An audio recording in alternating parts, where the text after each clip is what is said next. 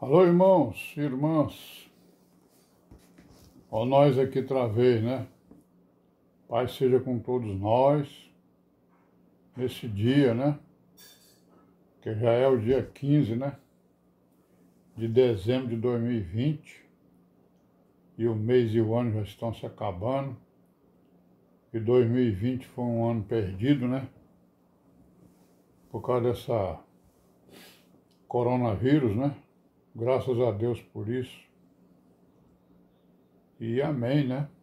E vamos em frente, louvando o Senhor, obedecendo aos seus mandamentos, procurando nos aperfeiçoar no caminho, né? E imitar o caminho das virgens prudentes. Não é isso? Que é isso que nós estamos procurando fazer. Então vamos em frente aí, né? Estamos aqui no capítulo 13, né, do Ezequiel. Vamos ver aqui o que está escrito. Nós já lemos até o versículo 7. Vamos ver aqui o 8, né? Portanto, assim diz o Senhor, né? Como falais vaidade e vedes a mentira, portanto, eis que eu sou contra vós, diz o Senhor. Então ele está falando contra os falsos profetas, né? Certo? São profecias contra os falsos profetas. Aí nós vamos ver aqui o que ele está falando contra esses falsos profetas, né? São adivinhadores, né? E vaidosos, né? Aí no versículo 9, está escrito o quê, ó? A minha mão será contra os profetas que veem vaidade e que adivinham mentira. Na congregação do meu povo não estarão,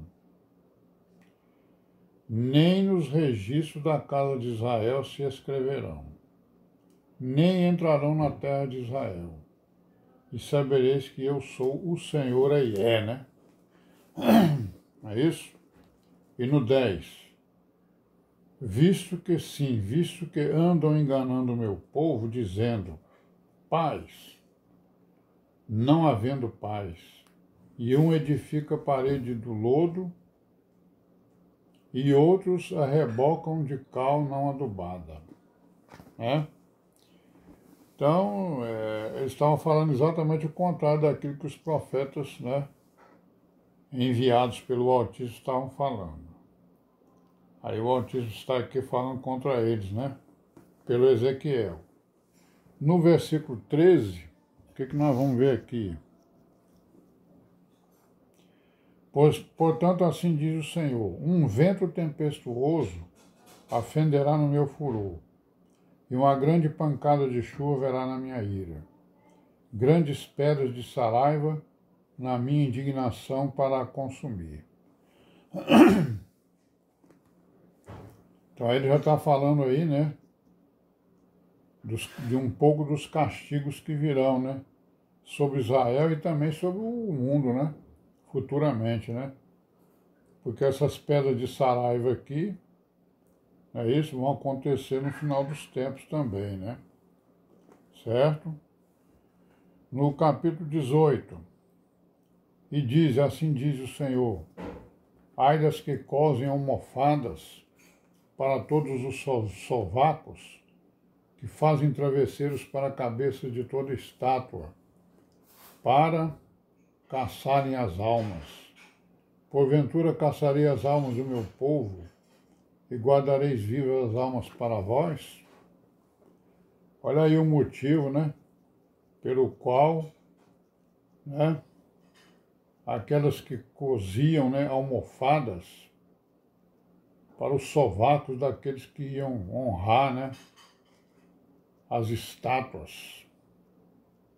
Então tem aí uma advertência, né, um ai, né, um ai é coisa terrível, né, irmãos? Ai, uma lamentação dessa do Criador de todas as coisas, né? Qualquer lamentação dele com referência a qualquer tipo de pessoa, né? É uma desgraça grande, uma maldição grande, né? Então vamos ver aqui os castigos, né? No capítulo 14, ele já vai falar nos castigos que ele vai mandar sobre esses profetas aí, sobre os idólatras, né? aqui no verso 6, né? Ele começa dizendo o quê? Portanto, diz a casa de Israel, assim diz o Senhor, convertei-vos e deixai os vossos ídolos, e desviai os vossos rostos de todas as vossas abominações. Então, tá aí, esse aí é o grande motivo, né? Das profecias e dos profetas que Deus levantou. Que era o quê? Para avisar o povo que ele tinha saído do caminho e que ele devia se converter de novo.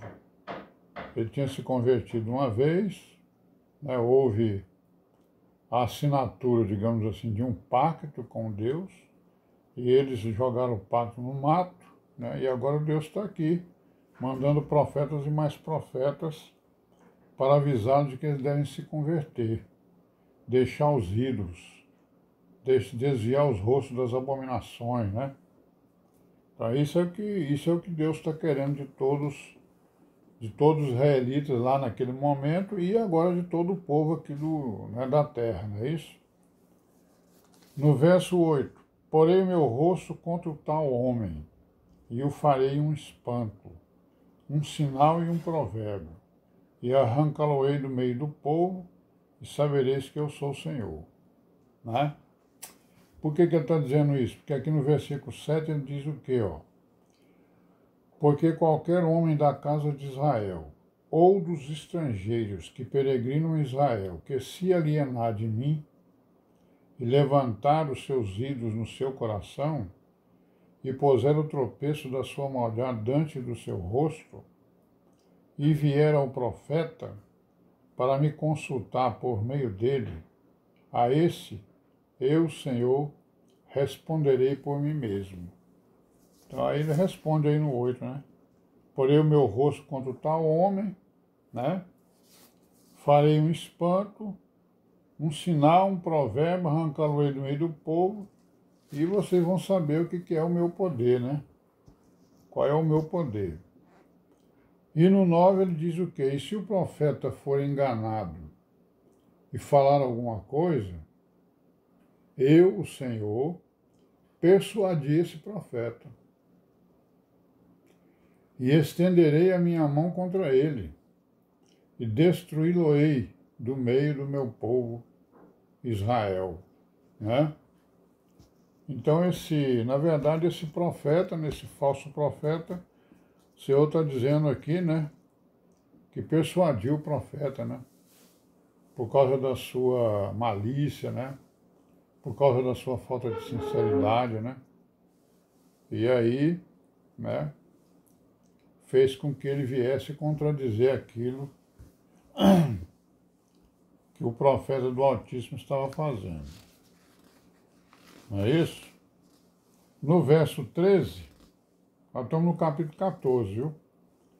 Filho do homem, quando uma terra pecar contra mim, gravemente se rebelando, então estenderei a minha mão contra ela, e tornarei instável o sustento do pão, enviarei contra ela fome, e arrancarei dela homens e animais. No 14, ainda que estivesse no meio dela 3 homens, Noé, Daniel e Jó, eles, pela sua justiça, livrariam apenas a sua alma, diz o Senhor. Não é, irmãos? Então estamos vendo aí, né? O Senhor dizendo pelo profeta Ezequiel que quando uma terra pecar contra ele, se rebelando, né? A rebelião, né, irmãos? Aí ele vai estender a mão contra ela e vai tornar instável o sustento do pão, a sobrevivência, né? Caristia, né, irmãos? Enviarei contra ela fome, claro, né? Arrancarei dela homens e animais. Mandarei a morte, né? Mesmo que lá no meio dela tivesse Noé, Daniel e Jó. Se tivesse lá Noé, Daniel e Jó, só eles seriam poupados, né? Seriam livrados. Já pensou aí, irmão? Só eles, hein? O resto seria tudo destruído, né? Como foi, né? E está sendo, né? Pela leitura que nós estamos fazendo aí. Aí no 14 nós já vimos, né? Aí vamos aqui para o 22. Mas eis que alguns restarão nela, que serão levados para fora, assim filhos como filhas. Eis que eles virão a vós e vereis o seu caminho e os seus feitos.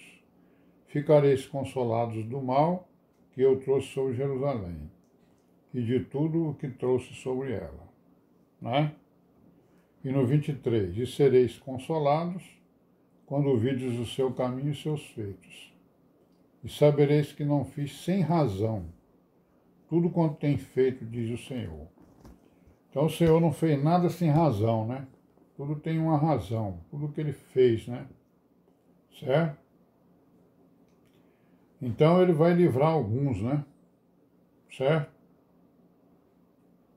Ele vai livrar alguns. No versículo 20, ele fala de novo no Noé, Daniel e Jó.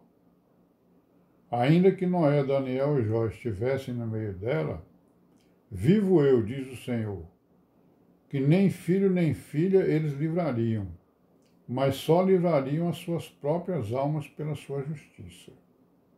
Né? Então, mas mesmo assim ele diz no 22 que restarão alguns, né? Serão levados para fora, serão poupados por causa de alguma justiça que fizeram, né? Não é isso? Pois é, então vou parar por aqui hoje, né? Pai seja com todos nós. Até amanhã, se Deus quiser, e amém, né?